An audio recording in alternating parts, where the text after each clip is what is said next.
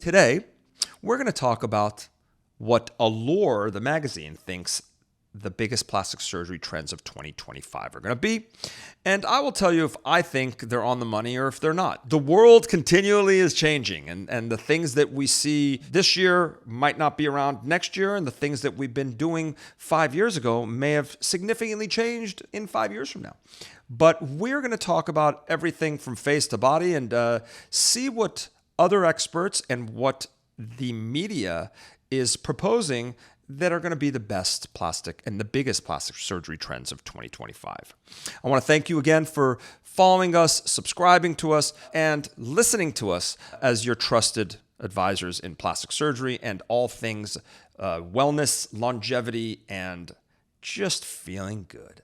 So let's do it. So these are the biggest trends, and I read this article and I thought it was pretty interesting, and that's why I want to bring it to you. So, there are a lot of different comments by different experts, and we're going to start out and see. But, what's really changing is our approach to aging and our approach to plastic surgery. Before, the approach was very different. It's like, go and get treated, get your fillers, get your Botox, get treated. Instead, I think what we're realizing is, number one, prevention. Number two, wellness and longevity will be a part of that aging process, because if you make yourself feel good internally, you're going to look good externally. And there is an obsession with looking good, especially in this town, Beverly Hills. So, there would be no lack of that. And I do think that, it's very interesting. You would think that the number one most common procedure would be changed because of the use of weight loss drugs like Ozempic and Mounjaro.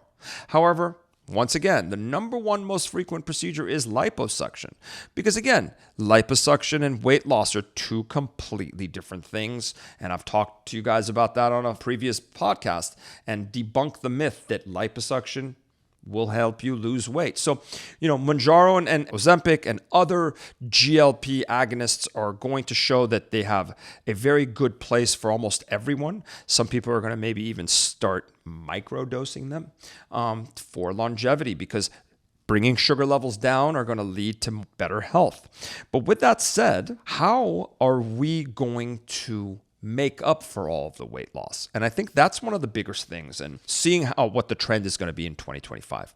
Now, the love for fillers has gone down significantly, and people feel like fillers aren't necessarily the best way to rejuvenate the face after major weight loss.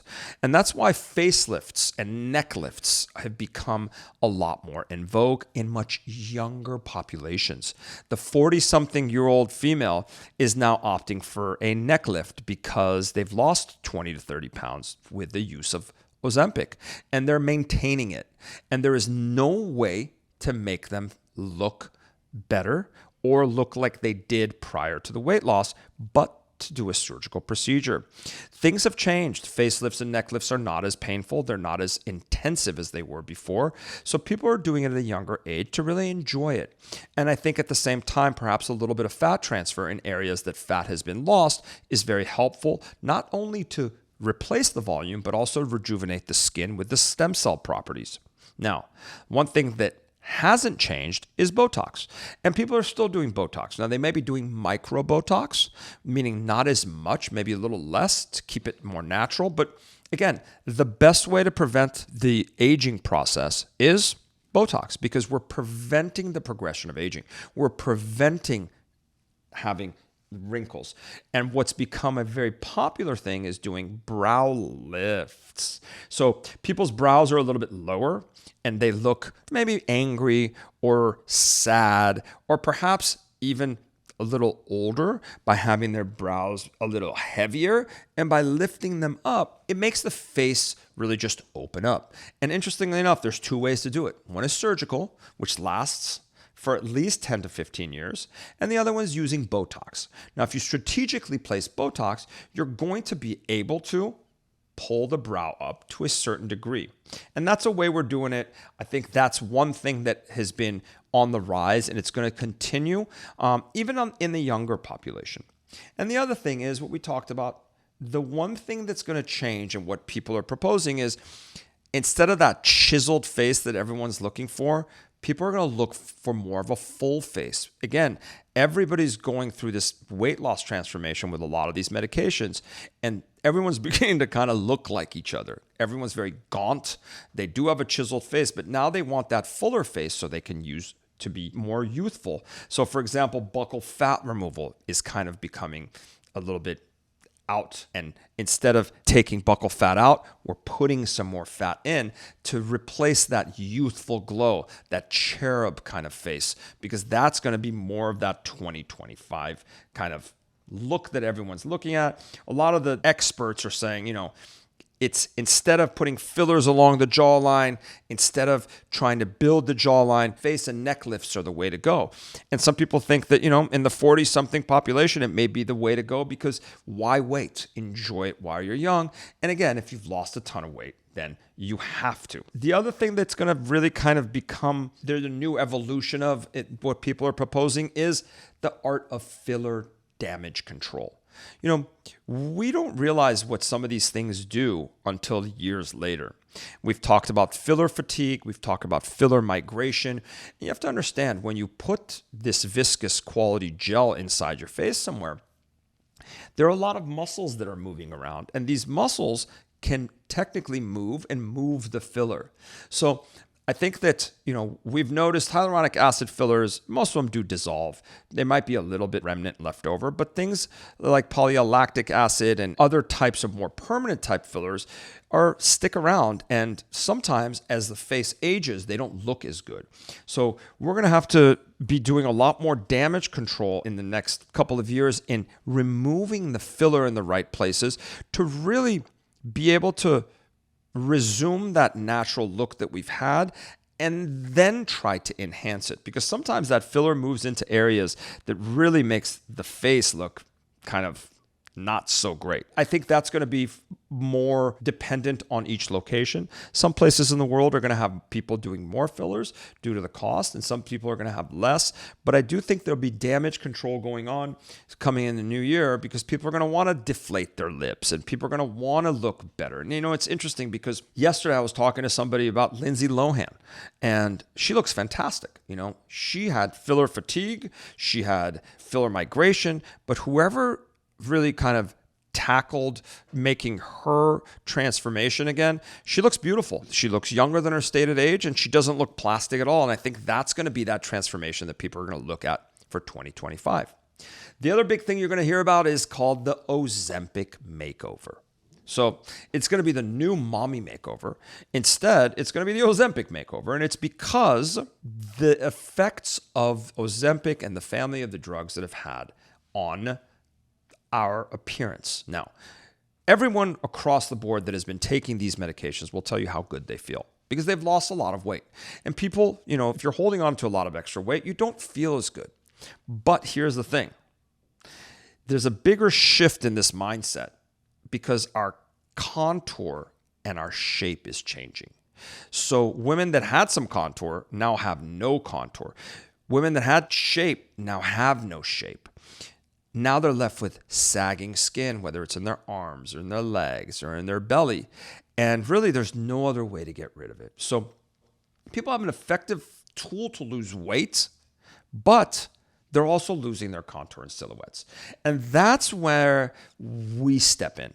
And that's where we can always tailor the skin. Remember, we're glorified tailors. We really know how to take a little bit in here and let a little out there and make things look really contoured. So I do think that there's going to be a big shift in doing body contouring procedures like we would for massive weight loss patients, but this is going to be for Ozempic patients. And I've noticed already is the shift in breast procedures. 10 years ago, people wanted to be bigger. My average size of implants have always been very low because I try to do more of a natural approach to breast augmentation. So we keep people guessing. It doesn't look very fake. Even with that, everything is going on the more natural appearance. Before, if they came in and said, I want to be a C cup, now it's I want to be a B cup. Everything is a little more quote unquote European. Be able to wear that low cut dress without people knowing that you've had anything done.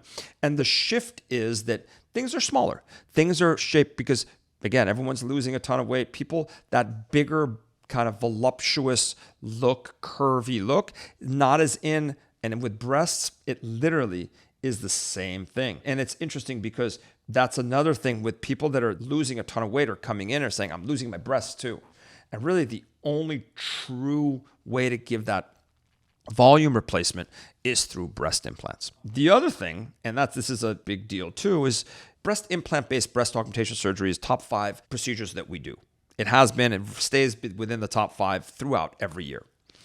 This year, however, due to the fact of a new breast implant that's come out on the market, which I've already talked about on another podcast, there's going to be a little bit more of a buzz because one of the main reasons people don't want to do breast augmentation is complication rates, scar tissue, or rippling because it'll look fake, or people knowing that you've had a breast augmentation, things like that. The new implants, Motiva, made by Establishment Labs, are kind of helping that out because it's a 6th generation silicone implant and it's finally come out for the US plastic surgeons. We've been waiting, this has been out for 14 to 15 years.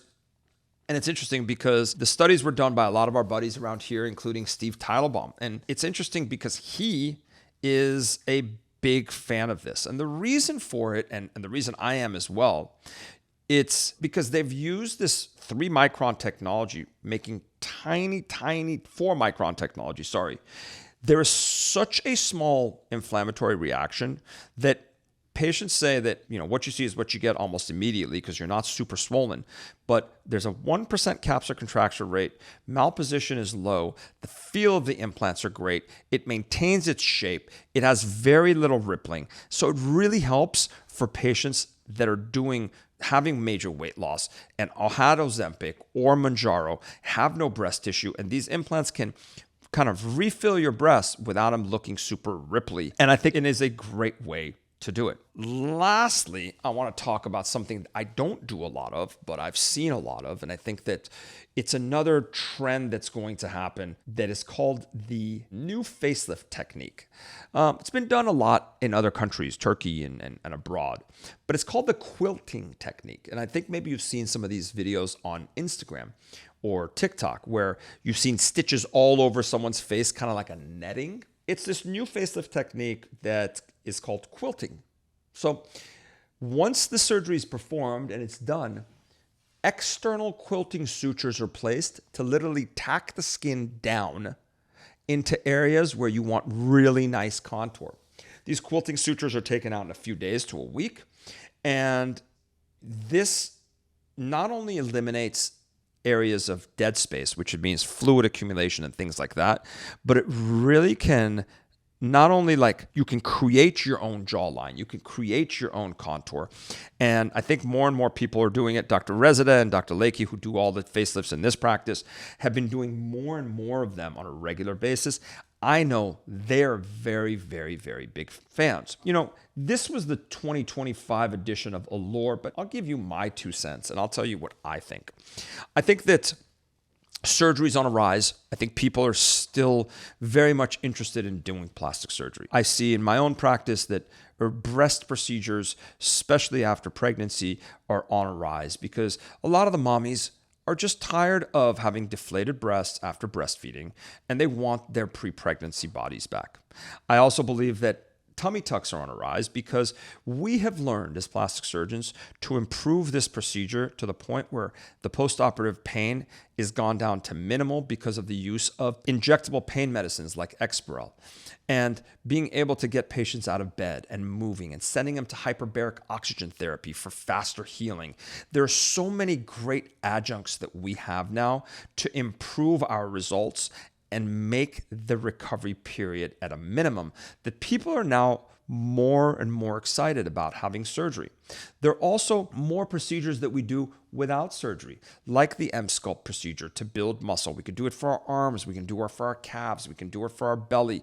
Things that don't have downtime, like using low energy fractionated CO2 laser on the face and under eyes to tighten the skin in order to really look good for an event. You know, it's interesting because now as plastic surgeons, we have an armamentarium of different things that we can throw at you, whether or not you have the downtime or whether you don't. So I believe that 2025 is going to bring a plethora of new and exciting things that include surgical and non-surgical, that include using, I'm hoping, regenerative medicine, exosomes, stem cells. You know, with the hopefully a new health director in this country, we may be able to do some of the things that we've been handcuffed for years. They're very, very beneficial for all of us. Let's take the red dye out and let's bring in some stem cells. Let's use stem cells for hair growth. Let's use exosomes for hair growth. There's so many great ways that we can maintain our youth and live as long as we possibly can by using some of the regenerative medicine combination therapies and some of the plastic surgery therapies that we have. If you like this video, you're gonna love this one.